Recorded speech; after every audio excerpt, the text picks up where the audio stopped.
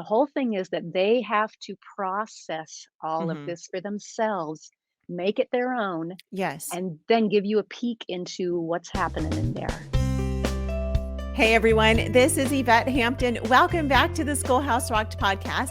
I'm back today with Sonya Shafer. She is Mrs. Charlotte Mason. No, she's Mrs. Simply Charlotte Mason. As we clarified in episode 1, she is not actually Charlotte Mason.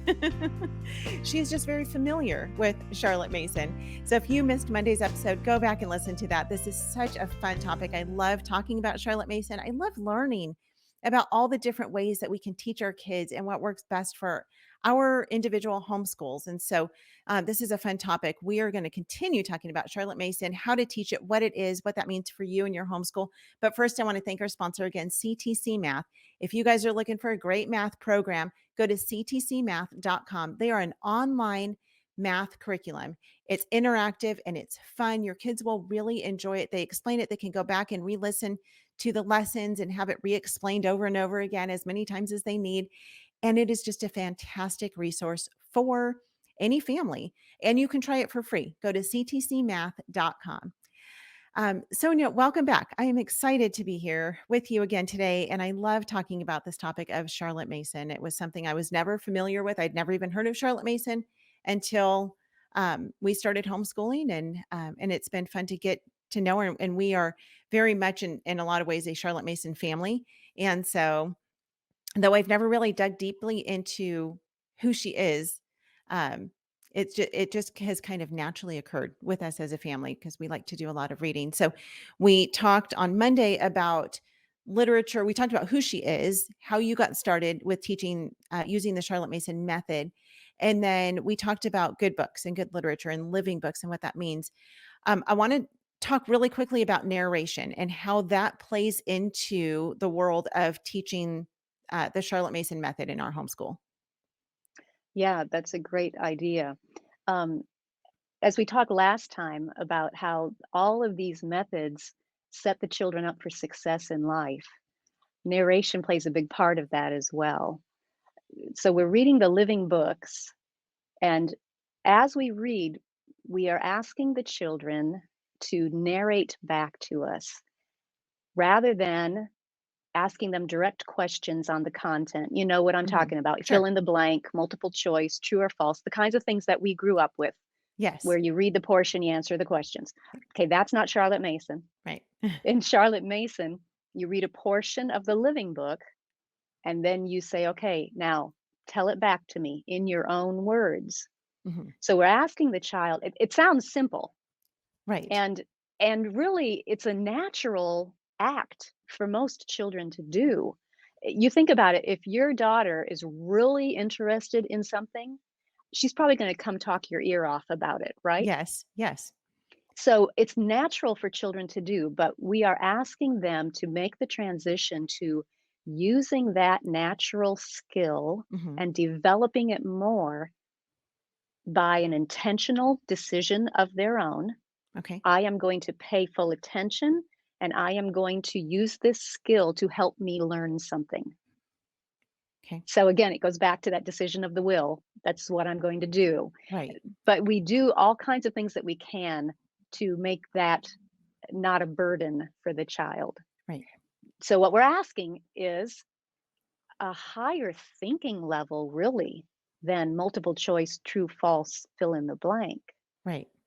We are asking them to pay full attention, take in the information, Mhm.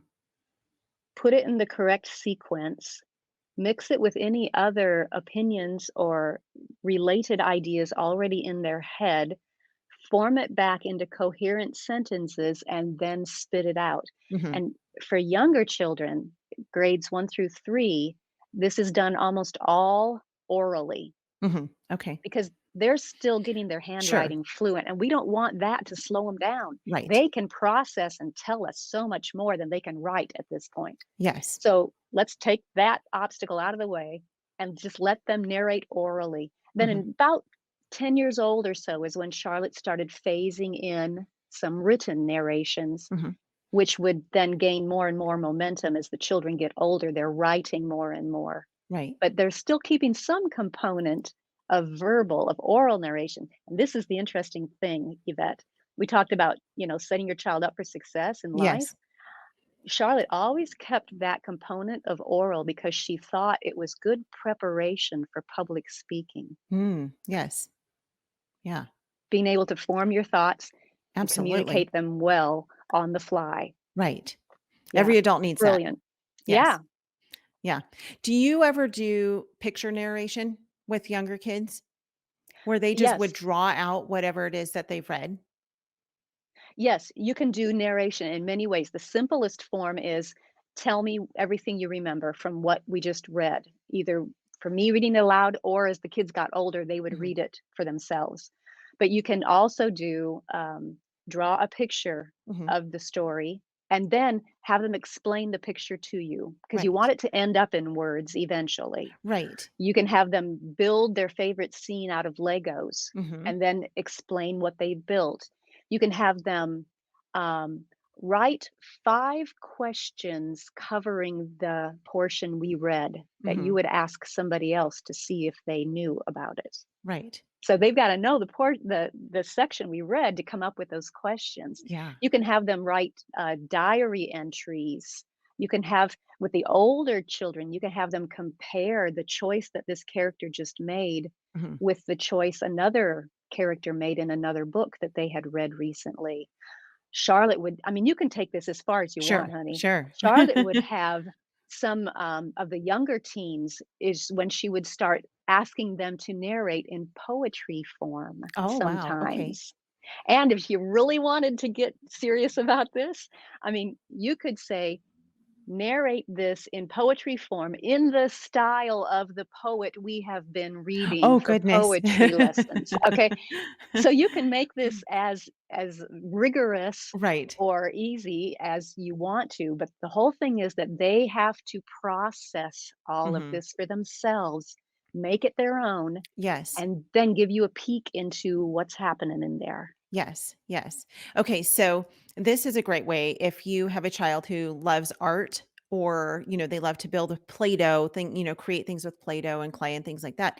They can do Yes. that while you're reading to them. That's a fantastic thing for them to be doing with their Potentially, hands, right? as long as it's not distracting the child. Right. Right. So if the child needs something, I mean, some kids process, or this is where the methods are flexible Right. to use however it fits your child best. Some children process better if their hands Mhm. are moving something, Yes. in which case go for it. Other kids, like I tried this with my girls. I would have them color a picture Mhm. as I was reading and it was the same topic. It was Right. the same picture of what I was reading, but they would get so wrapped up in what color should this girl's dress be that they weren't paying attention to the reading. So we Right. had to switch and do that later. So, yeah, Yep. you can adjust it to fit your child best. Absolutely, and that's part of learning their learning styles. Let me Yes. ask you 2 questions about narration.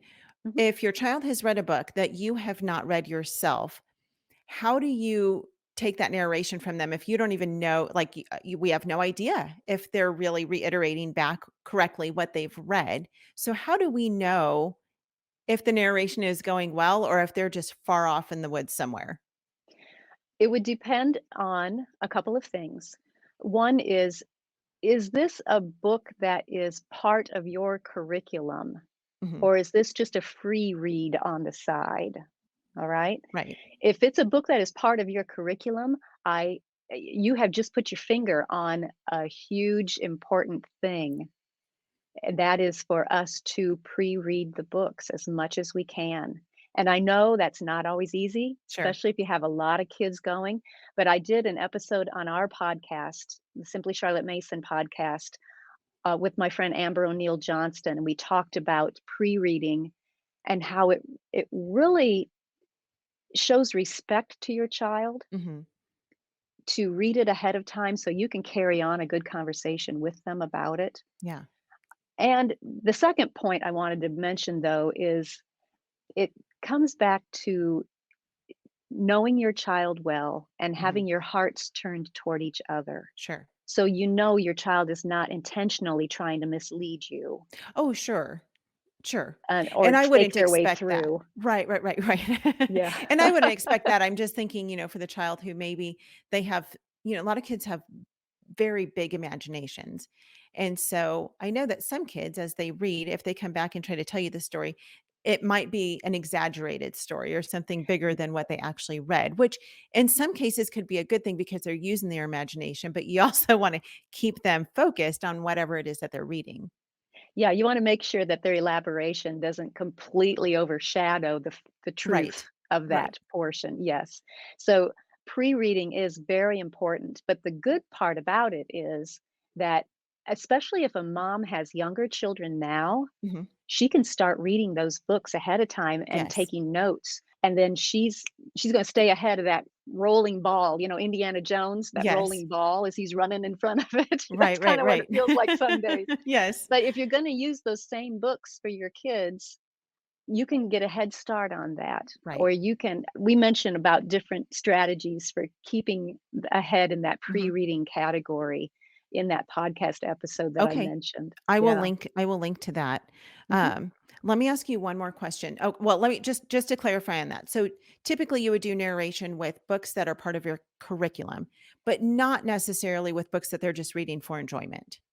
I don't usually. Okay. Usually fiction books, I don't require narrations on. Okay.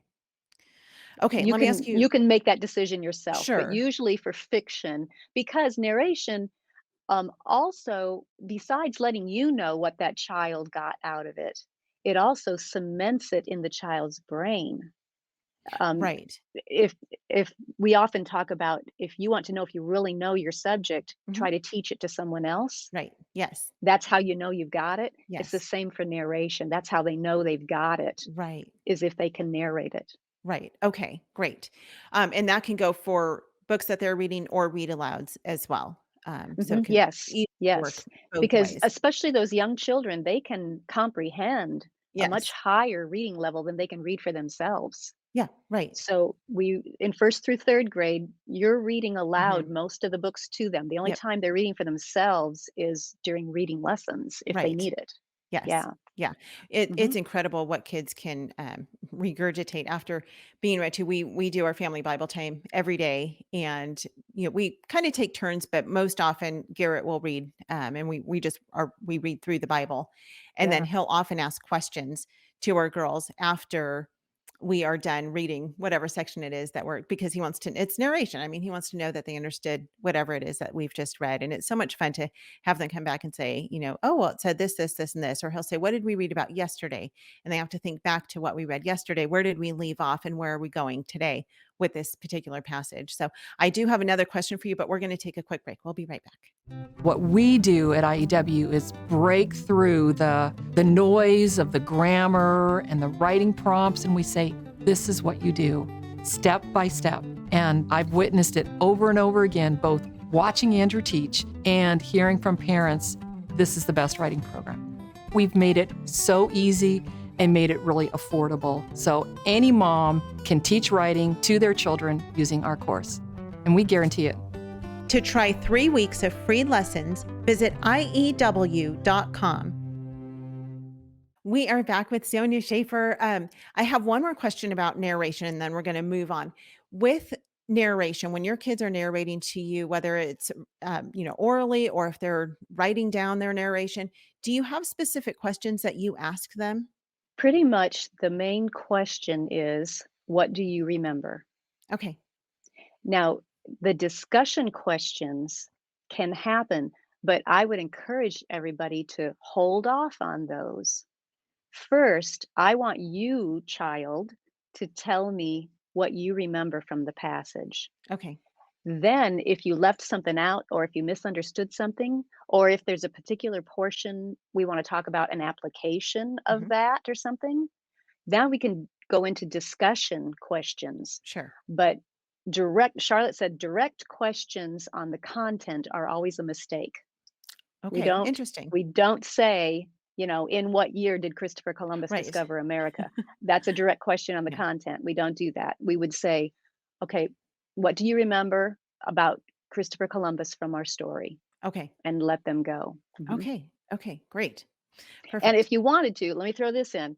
If it's a longer passage, you can shine the spotlight on different parts. So you Okay. could say, okay, at the beginning, what do you remember about Christopher Columbus trying to get the ships he needed? Hmm. Now, what do you remember about the crossing of the Atlantic? Right. Now, what do you remember about when he discovered? So you can break it into sections like that, but leave it open-ended first. Okay. Don't ask direct questions on the content. Okay. Perfect. Okay, so we've talked about living books. We've talked about who Charlotte Mason is. Let's talk a little bit about some of the other Charlotte Mason distinctives. What sets the Charlotte Mason method apart? I'm glad you mentioned that, Yvette, because living books are a hallmark of a Charlotte Mason approach. Many times people think that that's what you use for every single subject. And like we use a living book for math. No, we don't. But it's such a well-balanced approach because we use the living books for about 5 subjects: history, geography, Bible, science in the younger grades, literature, of course. Those are about the main subjects that we use the living books, but there are many other subjects that give that wide variety of knowledge for the child. We do pictures, we look at good art, we listen to good music, we go outside into nature, we work with our hands in doing handcrafts, we listen to good poetry, we sing hymns. Mhm. There's just a wide variety of other things that we do. And another big distinctive, well, let me wrap a little band around those things I just said. Okay. All of those things, the art and the music and the nature and the poetry and all that, can kind of be summarized as guided discovery. And math is in there too, and grammar is in there too, Okay. in that the parent guides the student. It's almost like here's your spotlight again. You shine the spotlight on this particular aspect and say, okay, what do you see here? And you're helping the student discover for himself. Mhm. We do that in math, we do that in grammar, we do that in a lot of subjects like this, music and Yeah. art and things like that. Do you want to try a sample of one Yeah. of Yes, I those? love this Do because we this have is time? teaching. Sure, sure. Yeah, and this is teaching the child how to think, not exactly what to think. Yes, but we are also careful about where we shine the spotlight. Sure. It's We want to directed. always do whatsoever things are true, pure, lovely, of good report, virtuous, Philippians 4:8. Right. We want to make sure we're shining the spotlight on things that are worthy, good Right. ideas that will get in that entrance door where Okay. the will is standing guard. So we are careful of that, but it is teaching them also to think for themselves. Yes, Sure. to look for patterns, to look for comparisons and things like that. Yeah. Right. I love that because, and you called it guided discovery. So that's exactly Yeah. what it is. We are guiding their discovery of God's world.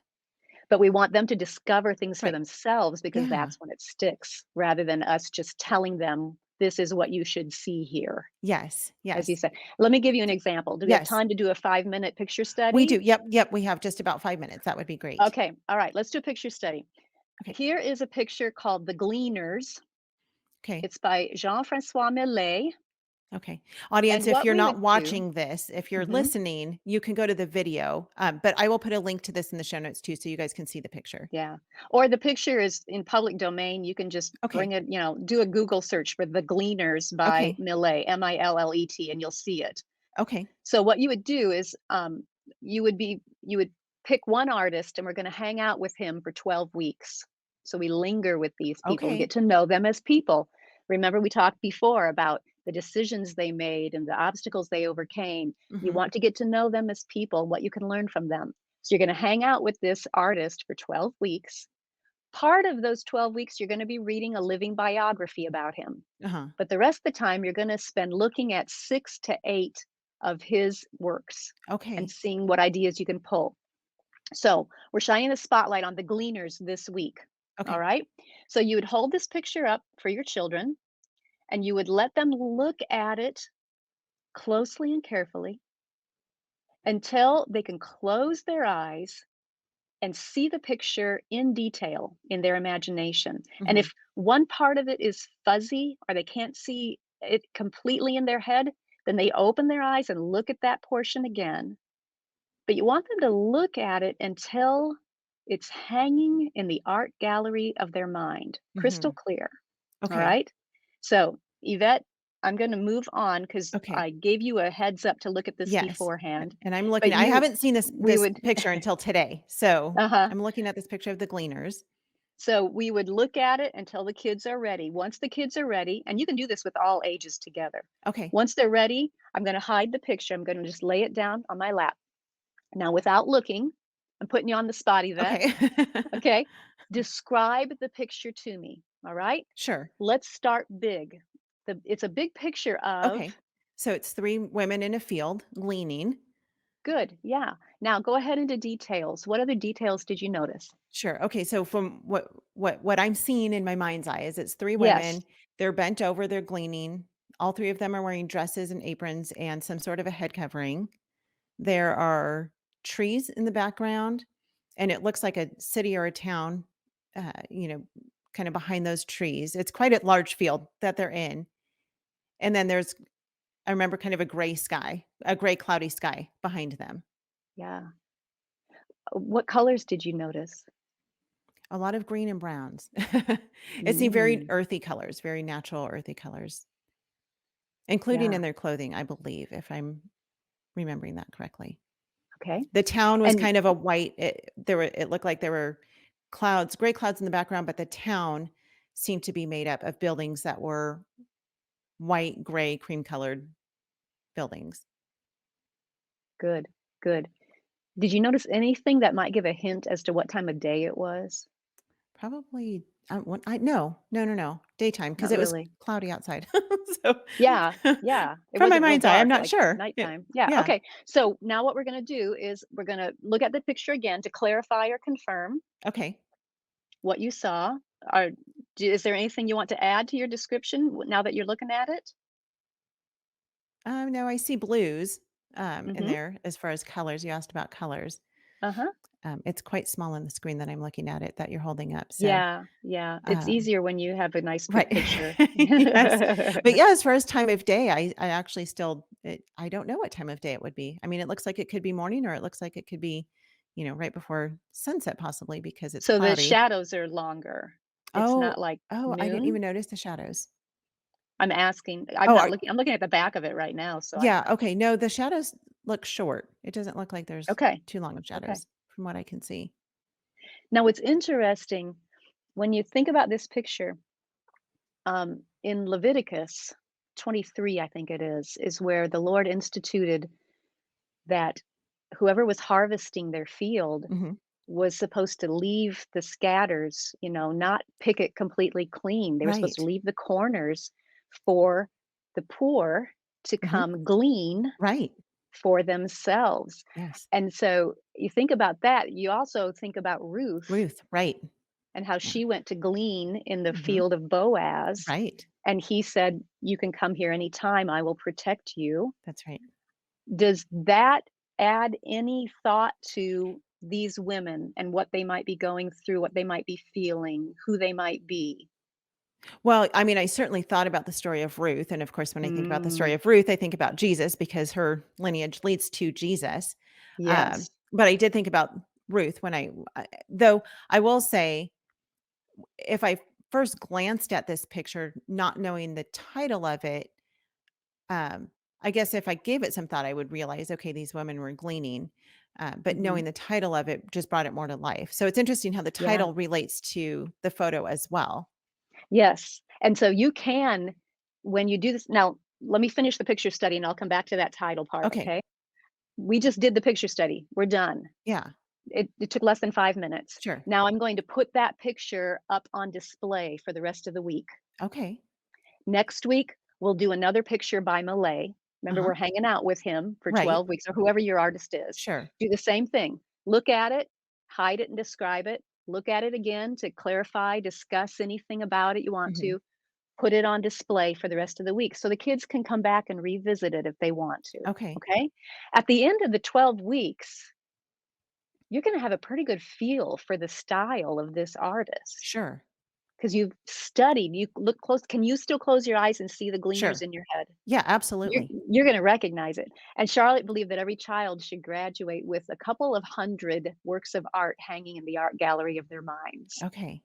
So, coming back to the title then, you can give the title of the work as you introduce it to your child at the beginning, or you can say, I want you to look at it and think Hmm. about what it might be titled. It just depends on the work. Sure. Some of them, it might be fun to come up with your own title for it. Yeah. Yeah. Others, where it can really impact what you're looking at, you might want to give the title ahead of time. Yeah. So, you again, flexibility, but the idea is very sensible in art appreciation. You've Okay. guided their discovery of this artist and this artist's work and the ideas that are communicated in it. Wow. Okay. Oh, that's so much fun. I've not done that with my girls, and we're gonna have to do that. I Oh, love it's so that. simple. Yeah, Just it once a is week, simple. 5, 10 minutes once a week. That's it. So fun. Well, and we are talking about simple and simply Charlotte Well, Mason. and we tried to make it simple because we have these picture study portfolios. Okay. We've got like 22 different artists, Wow. and it contains the living biography. It contains 8 of those beautiful pictures, Great. big sized, and those other ideas that you might discuss, like the Leviticus and the Ruth and how that Yeah. might come into play with it. It's not going to tell your child what to think. Right. It's just going to guide that discussion if you want to use it. So it's all put together to keep it simple. I love it. I love that you've done all of the hard labor to make it easy for parents. We are out of time for this episode. We're going to be back tomorrow. We're going to continue talking about Charlotte Mason, her methods for teaching, and how you can use that in your homeschool. You can find more about Sonya Shafer at simplycharlottemason.com. And join us back again tomorrow. If you guys have not yet left a review for the podcast, we would love it if you would do that. We are so blessed by your reviews. Thank you for those who continue to do that. It really helps to get the word out about the podcast, and share it with your friends. Send this to a friend of yours who's thinking about homeschooling, or maybe they're homeschooling and they use Charlotte Mason or they don't. Send this week's episodes to them. It will be an encouragement to them. Thank you guys. We'll see you back here tomorrow. Bye.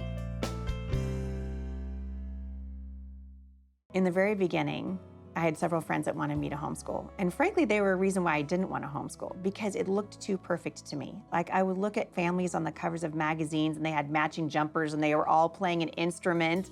And I was thinking, I can't relate to that, right? They're growing their own wheat and grinding it into flour. And I thought, that's not me. Like, I'm going to the store and, getting Wonder Bread for my kids and trying to figure out how to use my crock pot, right?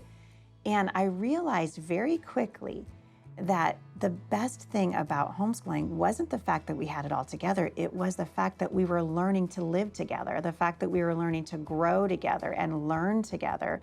And we learned through our mistakes. I want my kids to know 2 things when they leave my house.